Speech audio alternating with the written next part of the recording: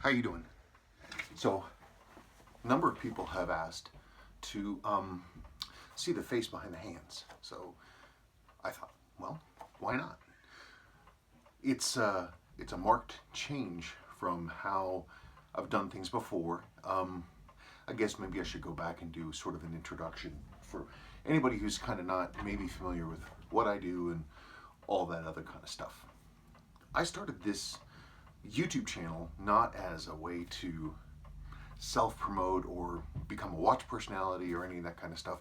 I literally did it because I never see my customers. They're far away from me. I don't ever see them face to face.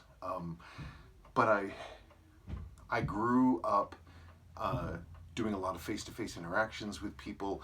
I mean, from the time of my very first job up until the end of my corporate career, a good number of years ago now, doing a lot of front facing work with people and consultation. So it's sort of it's an old habit of mine. So I really like to work with people. I like to speak with them directly as best as I can. And so I couldn't do that because people are all over the planet. So I wanted to be able to show people what was going on inside their watches so that they could make a better decision about what it was that they needed to do and feel better about their decision and have more transparency. Many, many, many years ago, before I did all this stuff, long time ago, before I really did serious work on watches at all, I had a couple of watches, this is like 20, 25 years ago, that I sent in to a place called Alpha Omega in Boston. That was back when I lived in Boston. And and it was ridiculous. It took an incredibly long time, way more than a year, and I had got no updates, and they had no idea what was happening. And the watch wasn't even being worked on there. And then when I got it back, it didn't run even that day. Like, they handed it to me. I paid them a fair amount of money, and it didn't work. And it was just, the whole process was maddening. And so I wanted to be able to do the opposite of that, which is to have transparency and show people, hey man, this is what's up with your watch, and really communicate with people, and after the fact give a big report and say, hey, this is all the cool stuff I found inside your watch, and this is what we're doing, and this is why we did it. Because it gives people a greater sense of like ownership and participation, that they're digging this. So that's the reason I do these videos. But again, I never set out to be a watch personality, but weirdly, people watch the channel. Even just my little hands and talking about watches, and people watch the channel, which is nothing that I ever expected, though I am very grateful that people think that it's interesting enough that they're willing to hear what the heck I have going on. So I guess maybe I can go back for people who aren't familiar with me. I'm just some guy who likes watches, and I've turned that into turned my passion of restoration of watches and machines into this business, into this, the world that I've created here. And it's tremendous fun. One of the things I really also wanted to do with the channel and talking to people was to sort of, well, one of my inspirations, you may not be familiar with this, one of my inspirations is on National Public Radio. For a long time there was a radio show called Car Talk. And Car Talk was great. It was these two brothers from the same section of Boston that I lived in at that time. And what they did is, NPR up to that point was really kind of stuffy and sort of hoity-toity kind of stuff. And these guys, Ray and Tom, they were really laid back and really, really calm and fun and happy and having a good time. And I thought that was really admirable. And it made the whole thing sort of accessible. And it made it entertaining and fun too. I mean, whoever thought that talking about beating down cars would be fun and interesting? Well, it is.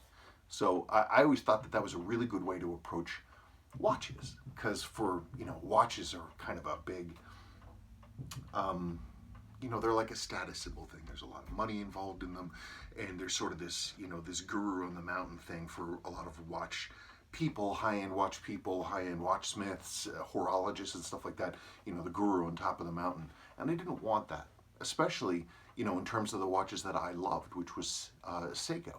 Seiko was for me very much like my other loves in my life, like Vespa scooters, old Vespa scooters, or old VW Bugs. They weren't terribly expensive, but they were very interestingly designed. And they had a lot of variation and a lot of cool stuff you could do with them. The first time, I mean, I grew up loving watches. I got my first watch when I was like 14, I think. And my best friend in junior high at the time, Brian Schmidt, hi Brian, traded me, I had a t-shirt for a band called the Aviators. And he wanted the t-shirt, and so he gave me the watch. And it was the watch was a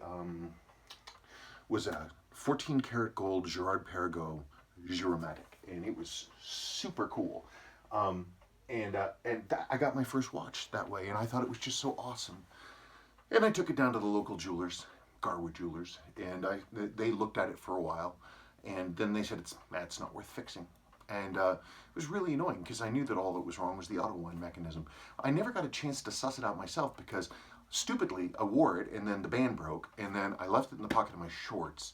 I would have been like 14 at the time, and my mom put my shorts through the washer and the dryer with the watch inside. And so the watch was destroyed. And then she threw the watch out, 14 karat gold. It's up in the landfill now, right now. I'm sorry, I'm looking for another watch. I'm trying to figure out, here it is. So anyway, I have this history of loving old machines and loving restorations and stuff like that. And then good number of years ago, when I was doing corporate travel stuff for my company at the time, I ran into a guy and he wore a watch that his father gave him. And I've always had a thing for black and white, two-tone. I always thought that stuff was really cool. And he was wearing one of these, 6309 7049. And I just thought the design of it was just magnificent. And at that time, you could still get these. These were pretty affordable. And so I loved everything about it. I love the purposefulness of it and the unique design. I love the ergonomics, the case and the smooth sides, and just, it's a perfect watch. It's perfect. And so I started really looking at Seiko, and I was just delighted with everything I found. And so I really got into it. And as a result, I have some watches, and it's just tremendous fun. It's lots and lots and lots of fun. You know, when Seiko was always wonderful and affordable and stylish and cool, and nice thing too for me is that it wasn't this top of the mountain, high end, you know, drag racing in your Ferrari kind of watch. It was an everyman watch, and you could get one and you could wear it and you could enjoy it. Because I was never really been one for status and for, you know, saying, hey, look at me, you know, aren't I cool? That's not my thing. So watches are neat, watches are beautiful, all watches are neat, all watches are beautiful. I tend to not think about price tags, which, you know, maybe that's kind of silly, but it's like, God, you know, you look at some watches, it's like, dude, this is just a watch. And for other people, you know, thank goodness I bought this when I did, because I wouldn't have been able to buy this thing now. When I bought this, these were expensive, but nothing like now. And of course, at Basel, Switzerland, right? Seiko just introduced the reissue of one of these, of this $8,000 limited edition, 1,500 only pieces. Come on. There it is. You know, watches shouldn't, I mean, maybe, I don't know what their business model is, but, you know, they're bringing out a reissue of the first golden tuna, you know, but it's got a 7C, I think, in it, 7C46. The 7549 is such a better movement, such a better watch. Again, a limited edition. Why don't they make 100 of these things? 100,000 of these things, 1 million of these things. I don't get it. Anyway, so that's sort of a rambling, completely unscripted introduction to my videos. I don't know that this video was of any use to anybody. It certainly didn't have a point, except to say thank you for watching the video channel. Thank you for being interested in watches. Thank you for all your comments, which is nice. Thanks for not taking watches too seriously, because they're just fun. That's all they are. Anyway, I'm going to try to do more of this kind of stuff because people wanted to see me. I promise that in future, if I do them, I will take the time to script out what I'm going to say, because I certainly didn't script this out. All extemporaneous. For good or for ill. That's about it. If you guys have any questions, let me know. Oh, I'm not sure, by the way, about the clock. I considered stopping it because I don't know if it's too loud. But I mean, I thought it would be weird to have a clock in the video, but not have it running. I don't know. That's it. Okay. That's my father's radio right there. Oh, my father. Thought I'd show this off. A lot of the reason that I do this is because of my dad and what he taught me. And there's my dad. He taught himself how to be a sculptor. He made that. Carved it himself out of Texas stone. I love you, Dad. I wish you could see what I was doing now, but he saw what we were doing. He's a great guy. Okay, talk to you later.